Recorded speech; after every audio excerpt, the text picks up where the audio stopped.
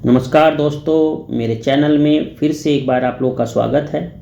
दोस्तों, मैंने पिछली वीडियो में आप लोग को बताया था कि जो अंग्रेज़ भारत में आए, यानी जो अंग्रेज़ी कंपनी भारत में आई, उन किस प्रकार अपने पैर जमाने शुरू किए। और मैंने पिछली वीडियो में आपको बताया था कि 1658 ईस्वी में बंगाल, बिहार, उड़ीसा और कोरोमंडल समुद्र तट की जो बस्तियाँ थी वो फोर्ट सेंट जॉर्ज के अधीन कर दी गई थी। अब मैं आपको आज इससे आगे की जानकारी दूंगा। आप लोग मेरे साथ बने रहना और अंत तक इस वीडियो को जरूर देखना, क्योंकि इसमें बहुत इंपॉर्टेंट जानकारियां आपको मिलने जा रही हैं। तो देखो दोस्तों, जब उन्होंने जो है अपनी ये बस्तियां फोर्ट सेंट जॉर्ज के अधीन कर दी थी, तो उसके बाद क्या होता है कि 1669 ईस्वी में, ध्यान देना, 1669 ईस्वी में सर जॉर्ज ऑक्सनडेन, ठीक है, सर जॉर्ज ऑक्सनडेन के जो उत्तराधिकारी के रूप में जेराल्ड ऑन्गियर, क्या नाम बताया मैंने, जेराल्ड ऑन्गियर, सूरत का प्रेसिडेंट और मुंबई का गवर्नर बनकर आता है।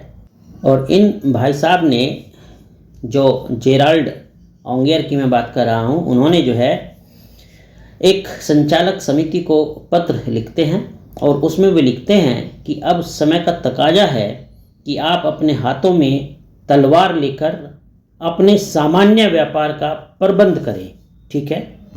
और इस प्रकार से इनका जो विचार होता है, ये इसमें कुछ साल लगते हैं, लेकिन जो डायरेक्टर होते हैं कंपनी के, वो अपनी नीति में परिवर्तन करते हैं और इस विचार को स्वीकार कर लिया जाता है।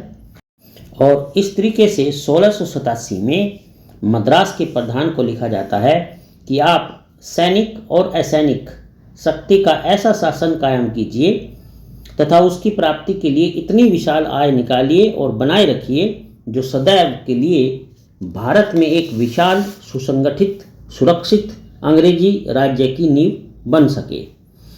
तो इस तरीके से जो सर जोशुआ चाइल्ड इस नवीन नीति के लिए उत्तरदायी था, यद्यपि उसके साथ शुरू नहीं हुई, ठीक है। मैंने क्या बताया आप लोगों को कि जो जोशुआ चाइल्ड थे वो इस नीति के लिए उत्तरदायी थे, लेकिन ये नीति उनके समय में जो है लागू नहीं हुई थी। इस नीति का अनुसरण कर दिसंबर 1688 ईस्वी में उसके भाई सर जॉन चाइल्ड ने बम्बई और पश्चिमी समुद्र तट के मुगल बंदरगाहों पर घेरा डाला और कई मुगल जहाज़ों को पकड़ लिया। और उसके बाद मक्का जाने वाले जो धर्म यात्री होते थे, उन मक्का जाने वाले धर्म यात्रियों को बंदी बनाने के लिए अपने कप्तान को लाल सागर और फारस की खाड़ी भेजा, ठीक है। ये पॉइंट नोट करना आप लोग।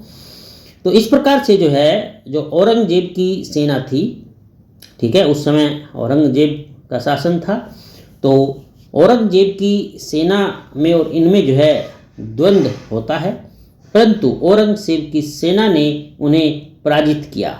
मतलब वे औरंगजेब की सेना से जब झगड़ा हुआ इस मामले को लेकर, तो औरंगजेब की सेना ने जो है उनको पराजित कर दिया।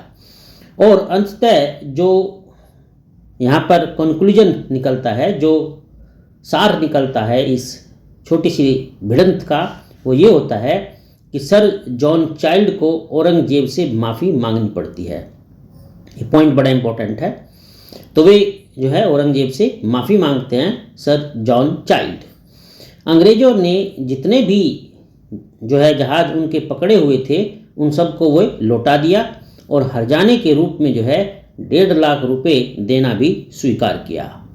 तो दोस्तों, ये थी कुछ प्रारंभिक जानकारी कि किस तरीके से जो है अंग्रेजी शासन ने सैनिक और असैनिक जो है अपनी ताकत को यहाँ बुलंद करने की कोशिश की और किस तरीके से अपने पैर जमाने के उनके पूरे प्रयास रहे। तो चलिए, अगली वीडियो में फिर मिलता हूँ मैं आप लोगों के साथ एक नई इन्फॉर्मेशन के साथ। आप बने रहिए।